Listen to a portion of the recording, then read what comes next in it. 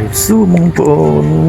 ថ្ងៃនេះគឺធ្វើដំណើរពីសៀមរាបទៅបាត់ដំបងជាមួយនឹងរ៉ឺម៉កខ្មែរ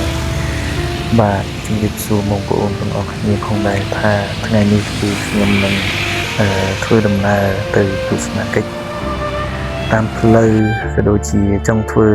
វីដេអូនឹងលើកឡើងដើម្បីទស្សនាទេសភាពនៅរដូវខេត្តបៃតងនេះផងដែរហើយបងប្អូនឃើញហើយនេះខ្ញុំក៏បានរៀបចំវិចរៀបចំបន្តិចបន្តួចកៅអៅចានឆ្នាំងអីដើម្បីទៅធ្វើដំណើរតាមផ្លូវហើយឥឡូវនេះគឺចាប់ផ្ដើមនឹងចេញទៅទៀតហើយបងប្អូនចេញពីផ្ទះរបស់ខ្ញុំជាមួយនឹងរម៉ករបស់ខ្ញុំនេះគឺជាលើកដំបូងរបស់ខ្ញុំដែលខ្ញុំធ្វើវីដេអូធ្វើដំណើរតាមផ្លូវពីសៀមរាបទៅបាត់ដំបងហើយបងប្អូននឹងរងចាំទស្សនាមើលថានៅតាមផ្លូវនឹងមានទេសភាពយ៉ាងណាហើយវីដេអូណាដែលមិនសូវបានល្អឬក៏មានការខ្វះចំណុចខ្វះខាតកន្លែងណាសូមបងប្អូនអភ័យទោសមកដល់ខ្ញុំផងណាបាទសូមអរគុណនឹងចូលរួមទស្សនាទាំងអស់គ្នាបាទដូចតទៅ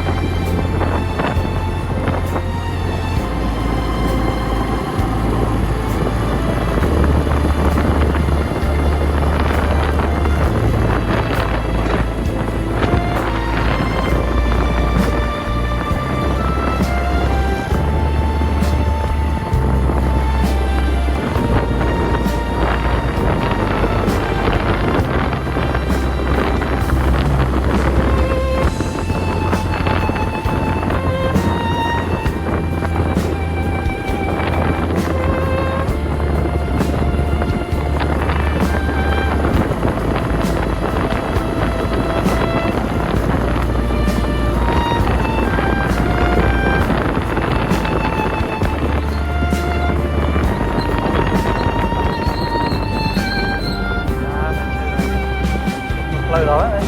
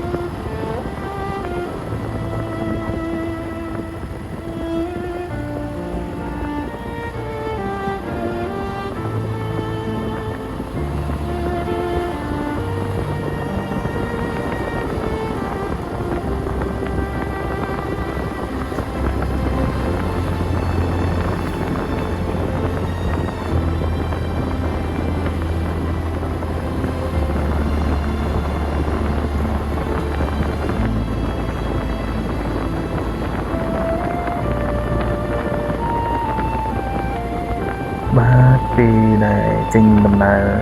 ហួសពីផ្ទះរបស់ខ្ញុំហើយឥឡូវនេះក៏មកដល់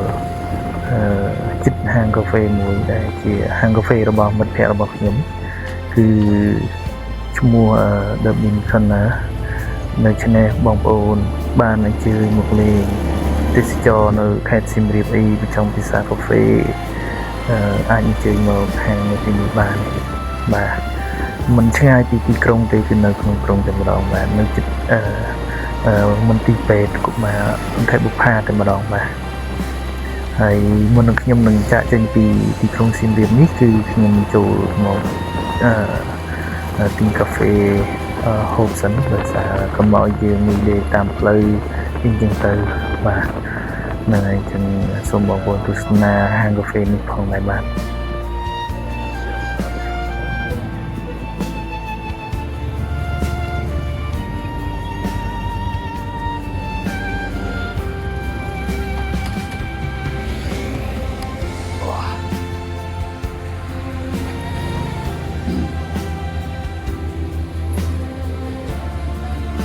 សួស្ដីយកកាហ្វេមួយចប់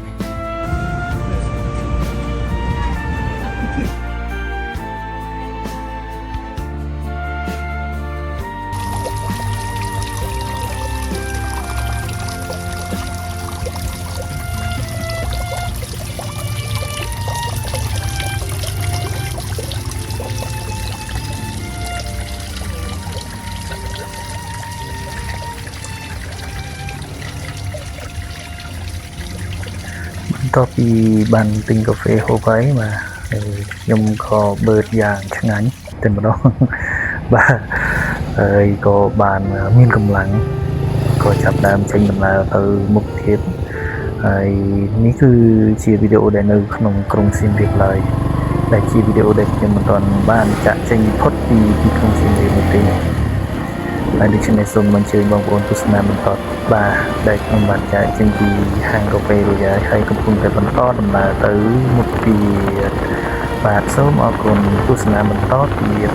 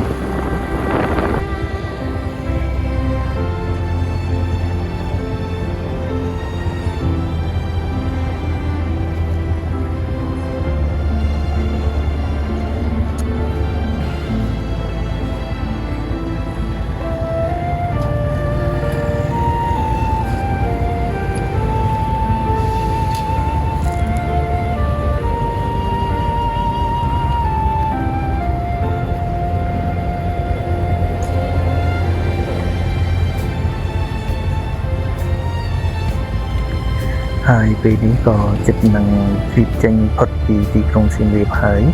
ប៉ុន្តែមុននឹងចេញក៏ខ្ញុំមកចូលក្រសាំងដើម្បីចាក់សាំងពេញអស់ពេញស្បានមកជាមុខសិនទើបបានយើងចេញដំណើរពីទីក្រុងសៀមរាបនេះតទៅហើយដូច្នេះសូមអញ្ជើញបងប្អូនទស្សនាបន្តទៀតនៅពេលដែលបន្ទាប់ពីការចាក់សាំងនឹងចាក់សាំងរួចនឹងជិះទៅតាមផ្លូវធ្វើដំណើរទៅបាត់ដំបងតែម្ដង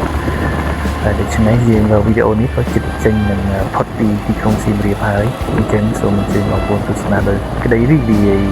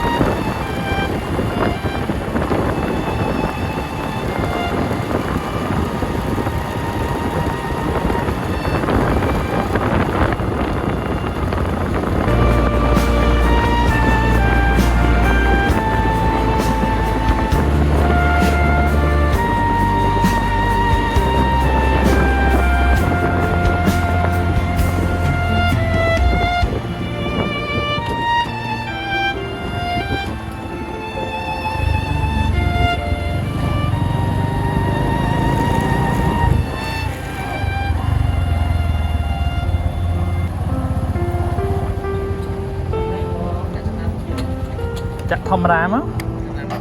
มาปิ้งบาท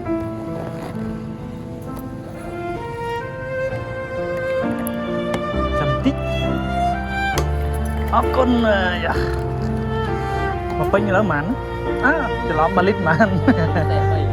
เจ้า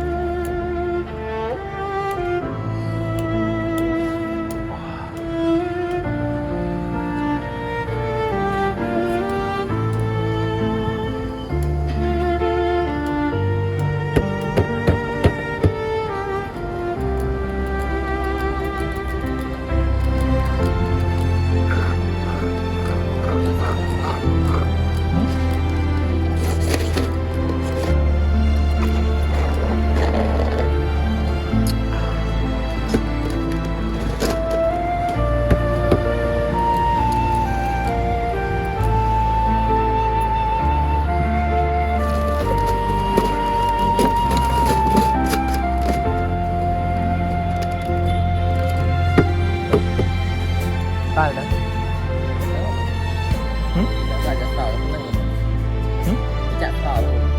จะสลบไหมอ๋อทุ่งสร้างมองต้องไปสอบเตาละหกไหมมาให้ยีวีว่าจะดอกนอบาร์นะอันนี้คือทงไว้ตู้ใหญ่แล้วเดินในห้องในห้องนั้นนี่ให้บางคนก็บานคืนเลยการจัดสร้างระบบย้มก็ออกจากไหนมันติดตีให้ก็คือมันจะมามุยปิงแต่มาลองปิงเพลงแต่มาลองให้ก็จับได้มันจะรู้ใช้คือยังจับได้ใช้เติมมาลองเลยเพิ่มมาตัวใช่ไหม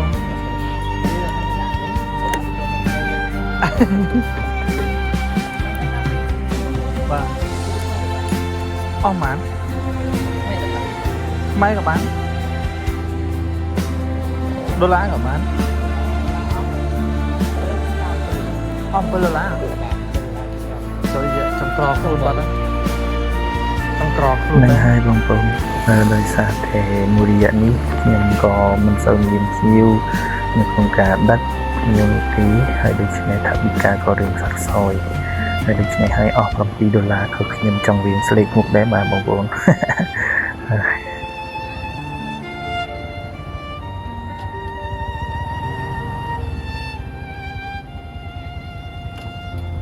vấn đề mình ấy tí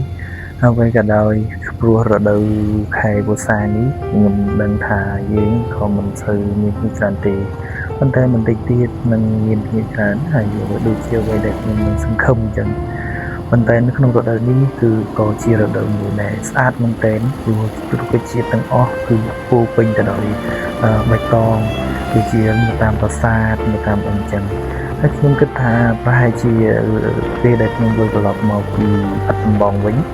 ខ្ញុំនឹងធ្វើដំណើរតាមប្រាសាទនៅខេត្តសៀមរាបឬក៏ដូចជាកន្លែងទេសចរ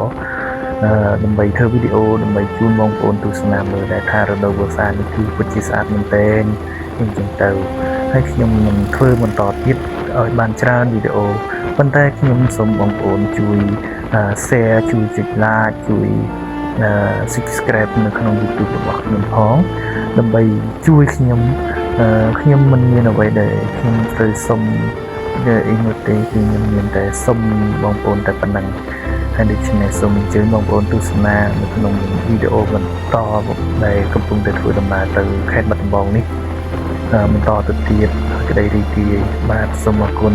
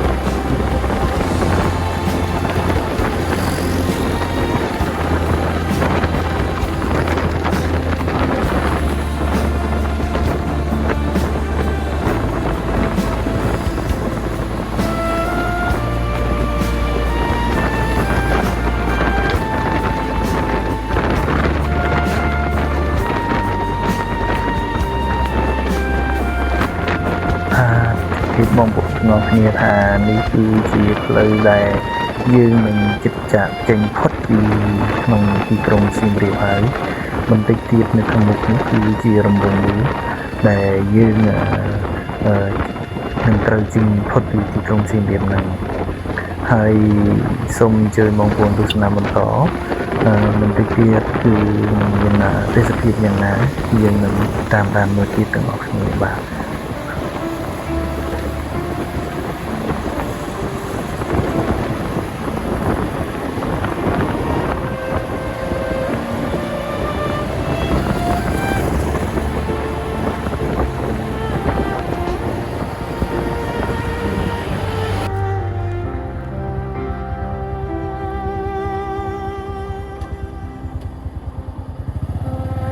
ហើយបងប្អូនក៏បានឃើញដែរខ្ញុំបានដាក់កាមេរ៉ានេះចុះក្នុងខ្ញុំគឺជាទូរស័ព្ទទេមិនមែនជាកាមេរ៉ាអ្វីនៅឡើយគឺព្រោះខ្ញុំនៅខ្វះខាតច្រើននៅក្នុងការធ្វើវីដេអូក៏ដូចជាទូរស័ព្ទនេះក៏ថតបានដែរប៉ុន្តែយើងវានៅពិបាកដោយសារតែទីមួយគឺអាចនឹងបើសិនជាមេឃភ្លៀងគឺយើងមិនបានថតហើយទីពីរគឺយើងអត់មានដ្រូននៅក្នុងការបង្ហោះនៅពេលដែលតាមផ្លូវដែលឃើញទេសភាពខៀវខ្ចីបៃតងនោះហើយនឹងមានភ្នំពីអញ្ចឹងទៅគឺពិបាកណាស់អញ្ចឹងទេគឺខ្ញុំមានតែវីដេអូដែលធ្វើដំណើរបែបហ្នឹងអញ្ចឹងជារៀងរហូតអញ្ចឹងទៅប៉ុន្តែយ៉ាងណាក៏ដោយក៏ខ្ញុំស៊ូទ្រាំនឹងការធ្វើដោយនេះដែរយើងមានអ្វីប៉ុណ្ណាយើងធ្វើប៉ុណ្ណឹងដើម្បីទុកជាបទពិសោធន៍គិត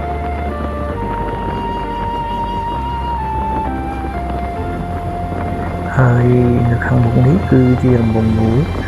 ដែលយើងនឹងចាក់ចេញពីទីក្រុងសៀមរាបនេះហើយយើងក៏បន្តទៅមុខទៀតដូច្នេះសូមអញ្ជើញបងប្អូនទស្សនាបន្តទៅមុខទៀតនេះគឺជាការចាប់ផ្ដើមចេញពីទីក្រុងសៀមរាបហើយបងប្អូនបាទ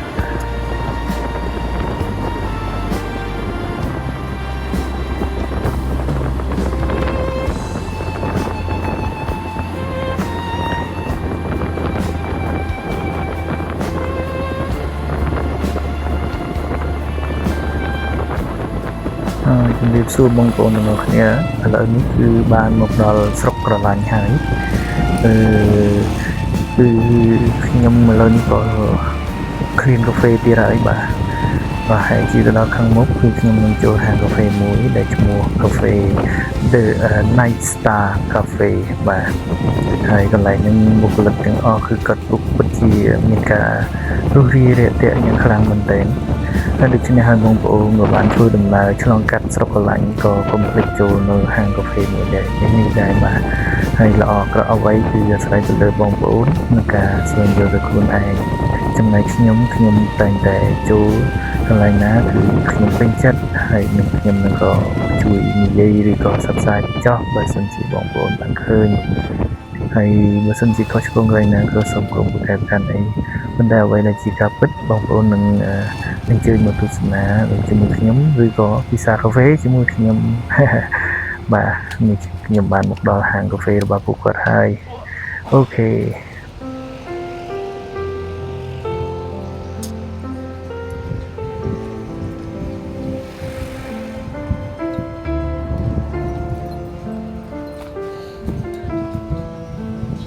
សួស្តីសុខសប្បាយទេនេះហើយគឺបងប្អូនបានឃើញហើយគឺពួកគាត់គឺដូចជារស់រាយរាក់ទាក់សុខសប្បាយចិត្តខ្ញុំពិតជាសប្បាយចិត្តនឹងជែកលេងជាមួយពួកគាត់អមរយៈដែរបាទអស់មួយរយៈខុសហើយបាទ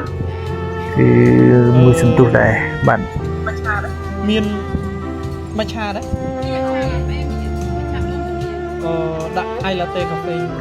ហើយហាងកាហ្វេនេះគាត់គិតទៅជាស្អាតមែនទែនពោពេញទៅដោយលក្ខណៈធម្មជាតិតុបតែងដោយលក្ខណៈខ្មែរតុកនេះស្អាតចង់អង្គុយតុកនេះហើយនឹងហើយបងប្អូនខ្ញុំក៏មានវីដេអូឈុតទី1នេះគឺត្រឹមនេះឯងបាទសូមអរគុណបងប្អូនជាច្រើនដែលបានទស្សនាក៏ដូចជា share like subscribe មកក្នុង channel របស់ខ្ញុំក្នុង YouTube របស់ខ្ញុំផងដែរឬក៏ page Facebook របស់ខ្ញុំហើយខ្ញុំនឹងមានបន្តទៀតគឺវីដេអូទី2 ដែលបន្ទាប់ពីចេញពីក្រឡាញ់នេះតទៅរហូតទៅដល់បាត់ដំបងតែម្ដងហើយអញ្ចឹងសូមអញ្ជើញនឹងការទស្សនាបន្តទៀតនៅវីដេអូទី2របស់ខ្ញុំបាទចឹងខ្ញុំសូមអរគុណនិងសូមថ្លែងអំណរគុណបងប្អូនយ៉ាងជ្រាលជ្រៅហើយក៏សូមជូនពរបងប្អូនសុខភាពល្អនិងរកស៊ីទទួលមានបាននៅក្នុងក្រុមគ្រួសារបាទសូមអរគុណនិងជួបគ្នា